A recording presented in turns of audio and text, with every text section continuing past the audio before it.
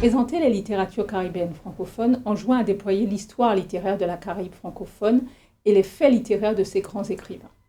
Négritude, antillanité, créolité sont les principaux mouvements littéraires de la Caraïbe francophone, mais comment cette littérature naît-elle singulièrement aux Antilles?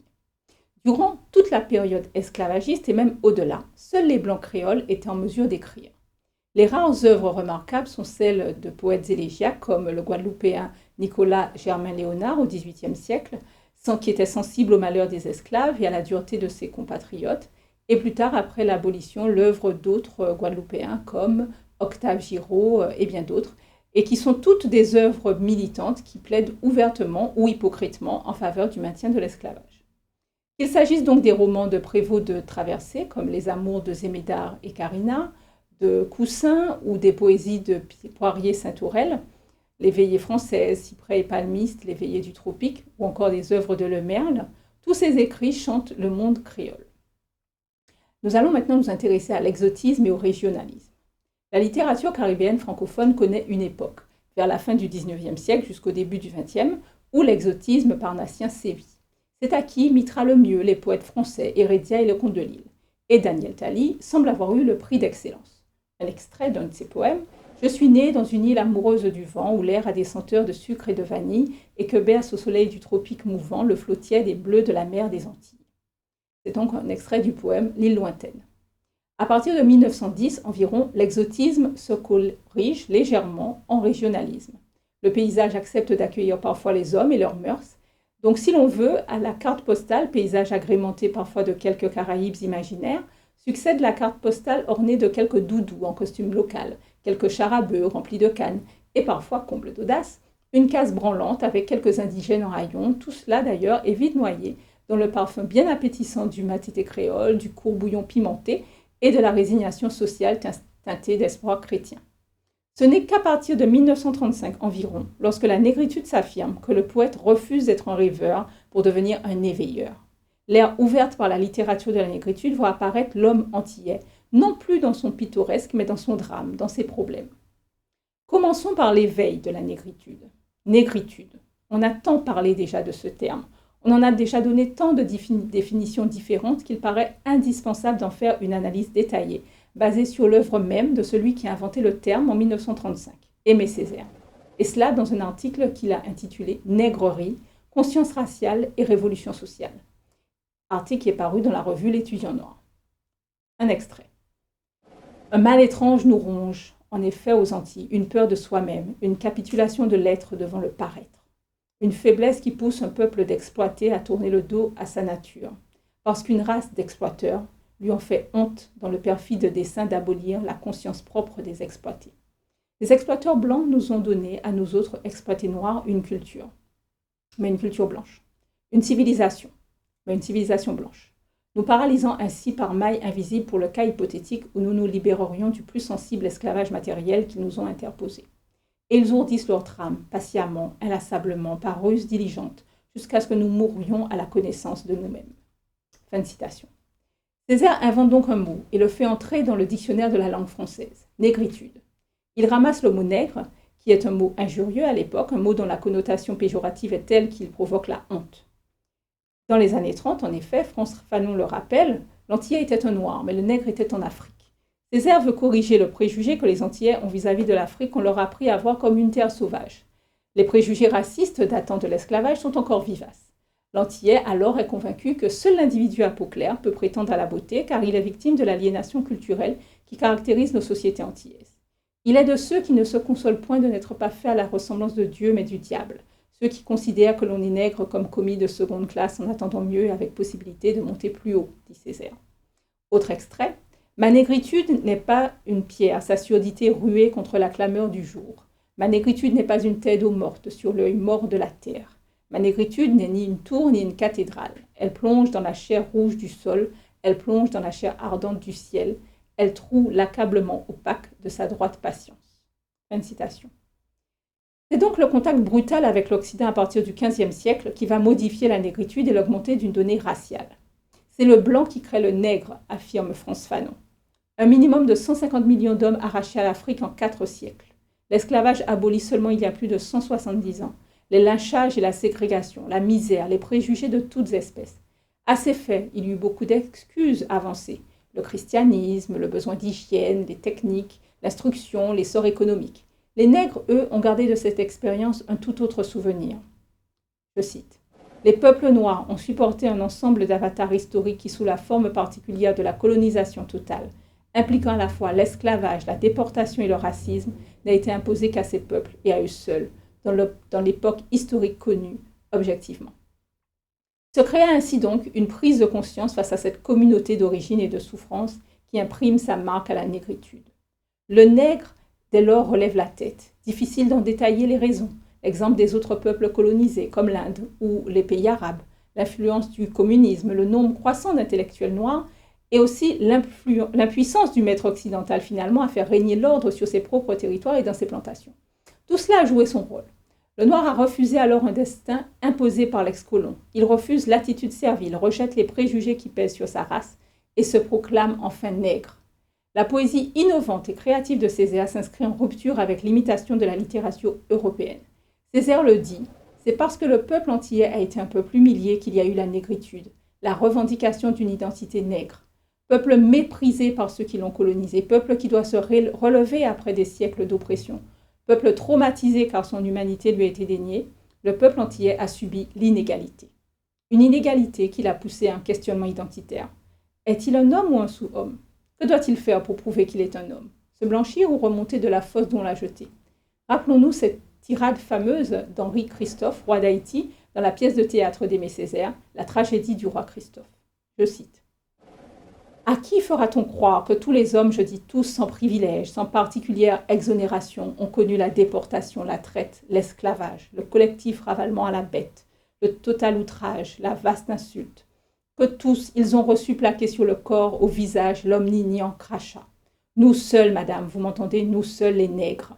Alors au fond de la fosse, c'est bien ainsi que je l'entends, au plus bas de la fosse, c'est là que nous crions, de là que nous aspirons à l'air, à la lumière, au soleil. Et si nous voulons remonter, voyez comme s'impose à nous le pied qui s'arc-boute, le muscle qui se tend, les dents qui se serrent, la tête, oh la tête, large et froide. Et voilà pourquoi il faut en demander aux nègres plus qu'aux autres. Plus de travail, plus de foi, plus d'enthousiasme, un pas, un autre pas, encore un autre pas et tenir gagné chaque pas. C'est d'une remontée jamais vue que je parle, messieurs, et malheur à celui dont le pli flanche. » Fin de citation. Le chantre de la négritude, Césaire, enjoint donc l'homme noir à ne plus s'auto-rabaisser, à se mettre debout, à se reconstruire et à s'imposer. Mais pour asseoir une révolution efficace, le nègre doit se débarrasser de ses vêtements d'emprunt et s'affirmer. Affirmer sa fierté d'être nègre. La négritude, c'est l'affirmation de soi, de son histoire. C'est dire oui, je suis nègre et après, je suis un être humain. Et par conséquent, je serai le frère de tous les êtres humains. Je serai, je cite, un homme juif, un homme cafre, un homme hindou de Calcutta, un homme de Harlem qui ne vote pas. Fin de citation. La négritude est un mouvement qui invite à l'égalisation des différentes histoires du monde. Affirmer son être, non pas pour se démarquer, mais pour affirmer sa place dans l'humaine condition. Après le Festival mondial des arts nègres de Dakar, Césaire a confirmé que personne ne peut plus soutenir la thèse erronée que la négritude était un racisme. Bien au contraire, la négritude a fait la preuve qu'elle est un humanisme. L'homme est le maître mot de l'œuvre césarienne. Il se situe au début, au milieu et à la fin.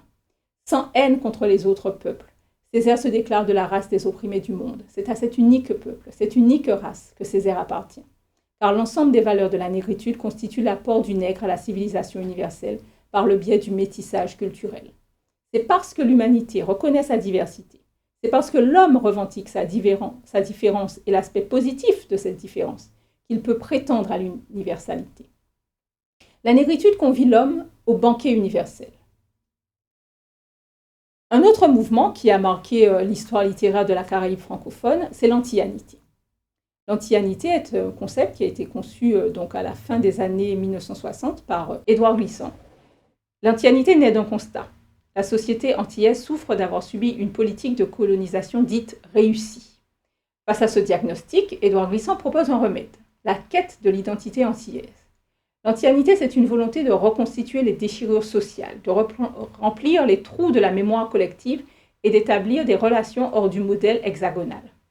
L'objectif de Glissant, c'est de mettre à jour le réel antillais à travers l'histoire commune de la plantation sucrière que caractérise le cloisonnement social, la couleur de la peau, l'héritage africain et la langue créole.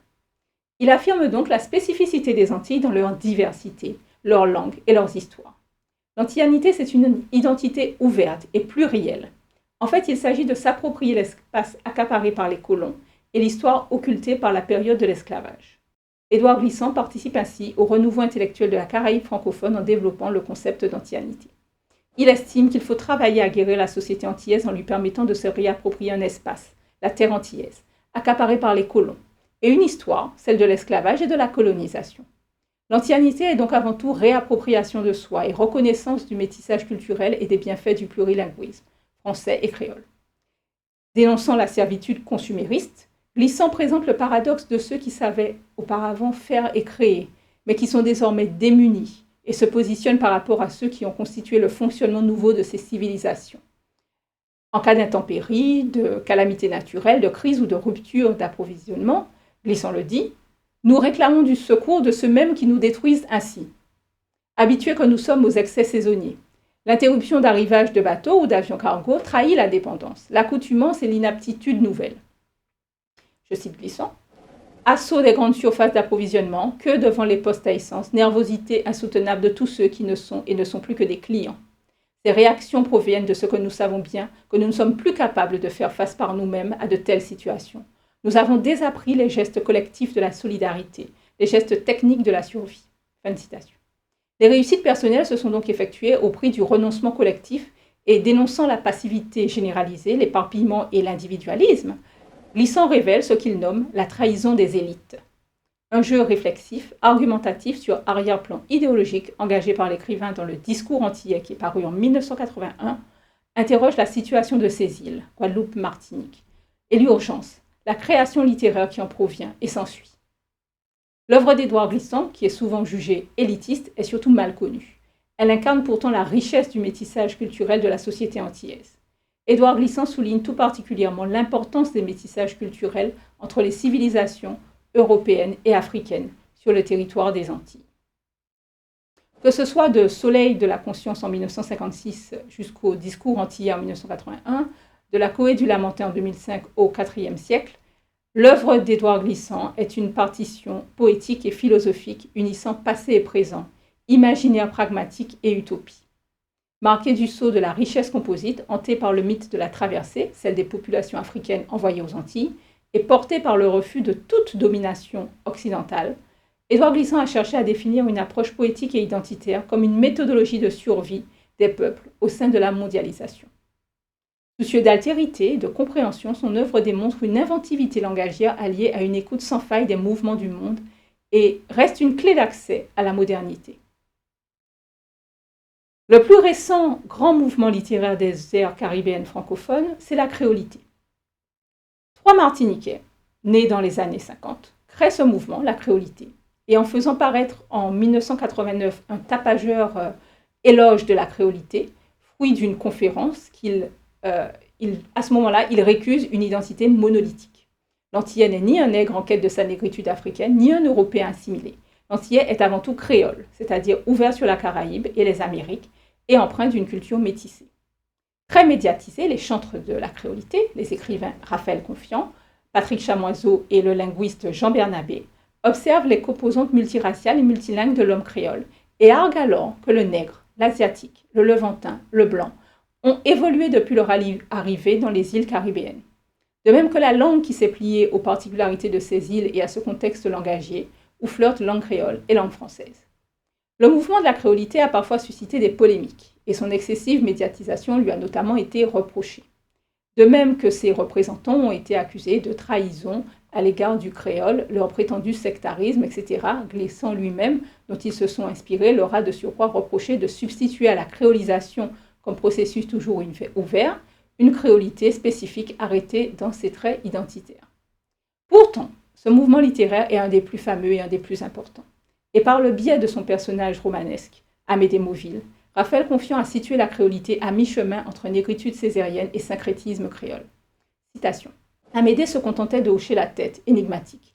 Il se sentait viscéralement plus proche des idées de Gilbert Gracian sur le métissage créole que de la négritude d'Aimé Césaire, tout en ressentant la profonde ambiguïté des dites idées et en considérant Césaire comme un poète autrement plus considérable que le premier, Il sentait confusément que la vérité se situait quelque part entre la radicalité un peu irréaliste des thèses négristes et l'œcuménisme lui aussi peu praticable des défenseurs de la petite patrie martiniquaise et de la grande patrie française.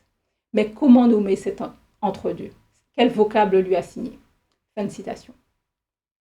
Les écrivains de la créolité ont réussi à inventer une langue et une écriture particulières que l'on reconnaît parfaitement. Elle est le reflet de leur singularité créole et ils ont insufflé à cette langue, cela a été surtout insufflé à la langue par l'oralité.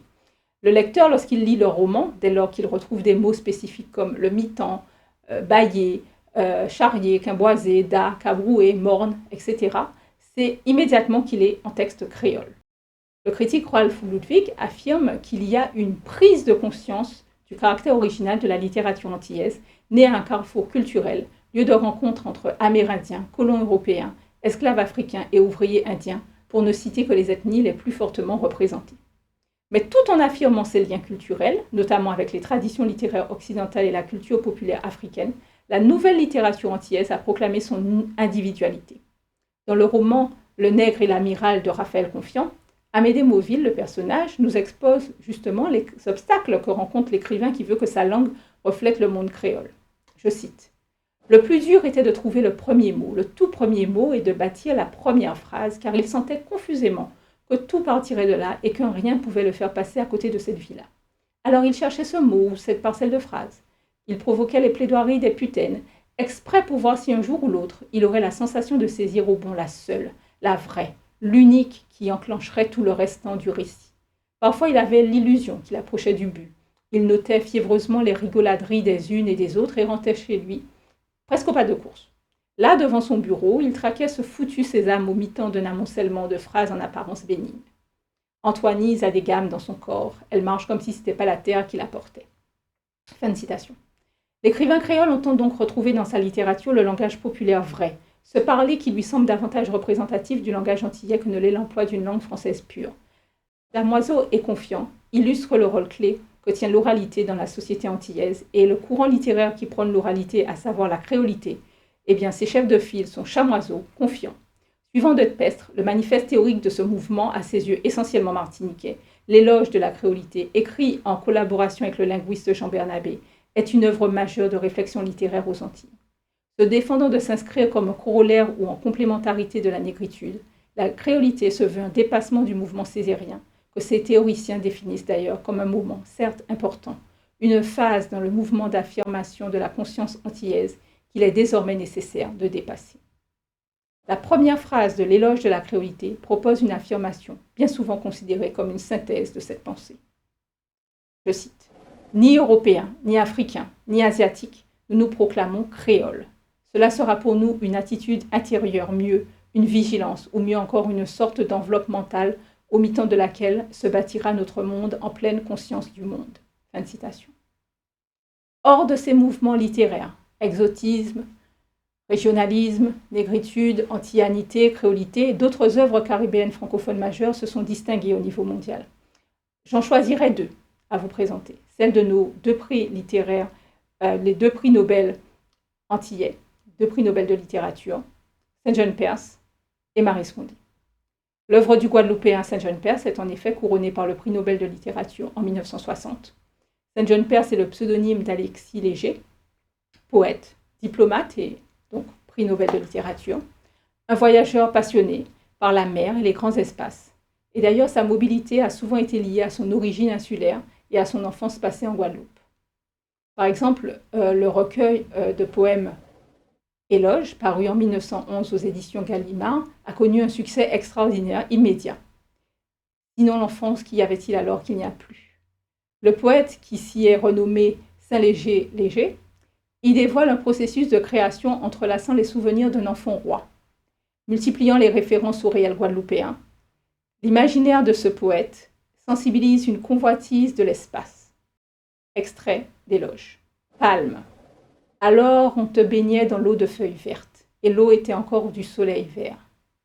Et les servantes de ta mère, grandes filles luisantes, remuaient leurs jambes chaudes près de toi qui tremblais. Je parle d'une haute condition alors, entre les robes au règne de tournante clarté. L'œuvre de Saint-John Perse, au fait de sa gloire en 1960, a donc été récompensée par ce prix Nobel de littérature. Et dans son allocution au banquet Nobel à Stockholm, Saint-Jean-Perse a interrogé les interactions entre poésie et science. Il est d'ailleurs considéré comme le poète français le plus couvert d'honneur de son vivant. Le souffle sacralisé de son œuvre immémoriale sait rendre sensible l'exposition d'un passé colonial comportant aspérité et creux et force le lecteur à admirer les fulgurances de monde recréé avec la grâce du langage.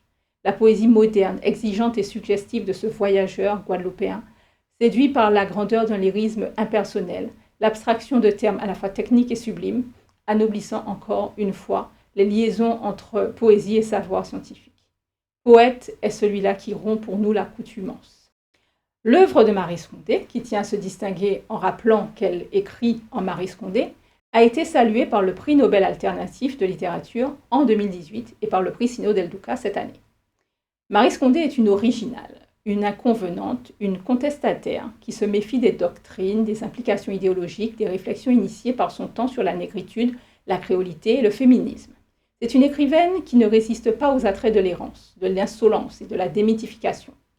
C'est une romancière tellement anticonformiste, provocatrice, que la rébellion et la transgression semblent des caractéristiques de son œuvre subversive complexe. Parce qu'ils sont plongés dans l'idéalisme ou la désillusion, qu'ils ont une sorte de soif d'action politique ou sociale, comme l'indique le critique Régis Antoine, les personnages de Condé explorent un romantisme de la désillusion.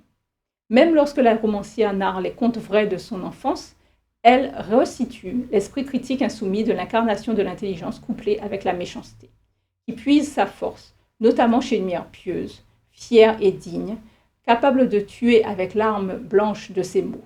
C'est un modèle d'ailleurs récusé, qu'elle se plaira d'ailleurs durant l'adolescence à lacérer de ses coups de langue. Le ton inimitable qui est celui de Maryse Condé semble tenir à ce qu'elle a eu le culot de créer des personnages qui tendent un miroir à notre époque, comme faisait le Clamence de Camus dans La Chute. Nul ne peut faire comme s'il ne savait pas de quoi il parle. L'un de ses derniers romans parle d'ailleurs de radicalisation. Les œuvres de Condé peuvent prendre la forme de la fiction. Il y a des romans, du théâtre, environ 8 pièces de théâtre, du récit autobiographique, 4, ou du récit de jeunesse. Elle s'attache donc à une reconstitution contrôlée du passé. Et ses œuvres peuvent à la fois théâtraliser la geste épique des combattants de la liberté, se nourrir d'une enfance au sein de la classe des grands nègres de Pointe-à-Pitre, afin de peindre la complexité des relations familiales, épier les lieux et les nuances de l'aliénation relevée lors des voyages effectués depuis le plus jeune âge à Paris, à Marie-Galante ou durant l'âge adulte en Afrique, afin de tenter de comprendre les réactions du présent face à l'oppression des langues ou des cultures. Maryse Condé participe à la construction sociale renouvelée du sujet féminin. Elle est celle qui décide. Par exemple, elle décide de s'approprier l'idiome de l'autre pour y faire entendre le sien. « J'aime à répéter que je n'écris ni en français ni en créole, mais en Maryse Condé », aime-t-elle à dire. D'autres écrivains caribéens ont également produit une œuvre remarquable. On peut penser à l'œuvre de Gisèle Pineau ou encore à celle d'André et Simone Schwarzbart, ou à tant d'autres encore. La littérature caribéenne francophone foisonne tant et si bien que nous avons dû ici nous astreindre aux Antilles et à quelques-uns d'entre eux.